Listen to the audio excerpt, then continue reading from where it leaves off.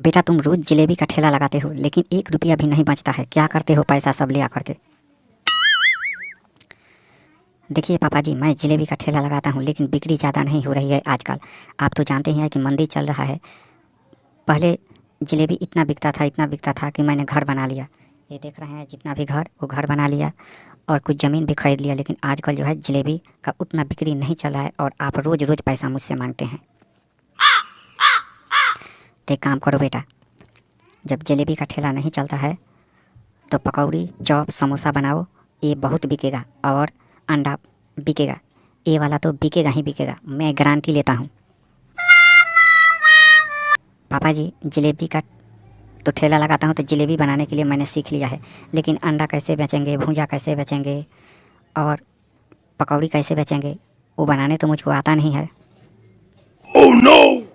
देख बेटा, जब जलेबी मैं लगाता था उस समय बिक्री नहीं होती थी। पहले जो है बहुत पैसा सभी लोगों के पास था तो वो ख़रीद करके खाते थे और लाते थे। आजकल जो है बिक्री नहीं चल रही है, तो एक काम करते हैं, जलेबी का ठेला बंद करेंगे और पकौड़ी समोसे का ठेला लगाएंगे, अंडा भूंजा का दुकान लगाएंगे। वो देखो कितना बिकता है। सब लोग आजकल अंडा भूंजा का दुकान में जाते हैं और खूब खाते हैं बैठ करके। मैं रोज़ रोज़ जाता हूँ दुकान पे, बाज़ार में, तो देखता हूँ यही। तुम तो जाते हो और इधर उधर सिर्फ अपने दुकान खोल करके बैठ जाते हो। शाम के समय में कुछ घूमना चाहिए, फिरना चाहिए, देखना चाहिए कि कौन सा दुकान ज़्यादा चल रहा है।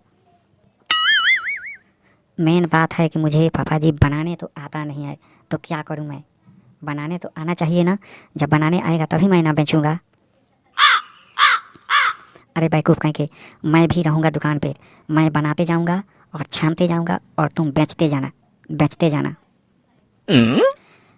पापा जी, 2 आदमी का हाजिरी कैसे निकलेगा? मैं अकेला दुकान चला लेता हूँ। आप इधर उधर मजदूरी करने के लिए जाते हैं तो उसमें से 500 रुपया कभी कभी ले करके आते हैं तो घर परिवार चलता है। ये भी तो सोचना चाहिए। आप तो ये बात सोचते नहीं हैं। अरे नालायक बेटा कहीं के, तुमको जब सिखा दूँगा 10 दिन 15 दिन में, जब तुम सीख लोगे तो अपने आप बनाने लगना और मैं काम करने के लिए जाएंगे तो दोनों आदमी का काम चलने लगेगा। दिमाग से लो काम, दिमाग से।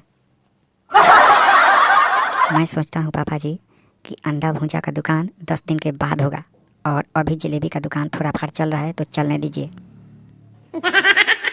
नालायक कहीं का, जब ठंडी निकल जाएगी तब तुम अंडा भूंजा का दुकान करके क्या करोगे? वो बिकेगा ही नहीं, कोई खरीद करके खाएगा ही नहीं। गर्मी में अंडा भूंजा कोई नहीं खाता है, पकौड़ी चॉप समोसा सिर्फ खाते हैं लोग। अंडा भूंजा का दुकान आजकल बेटा बहुत चल रहा है।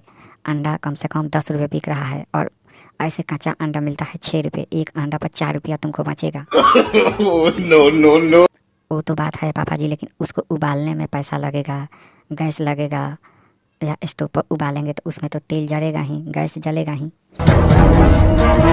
कितना जल जाएगा? हाथी घोड़ा जल जाएगा। 5 लीटर 10 लीटर 20 लीटर जल जाएगा। जलेगा तो आधा लीटर जलेगा, इससे ज़्यादा थोड़ी जलेगा। 50 अंडा उबालने में आधा लीटर जलेगा तो उससे क्या हो जाएगा? समझो कि 50 रुपया खर्चा आएगा, लेकिन हम लोगों को जो है मुनाफा बहुत होगा।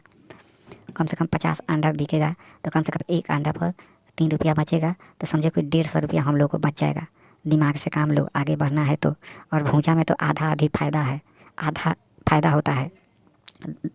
15 रुपये 100 लोग बेचते हैं या 20 रुपये 100, कोई अच्छा भूंजा बनाते हैं तो बेचते हैं, तभी हम लोग अमीर बनेंगे, नहीं तो गरीब के गरीब रहेंगे।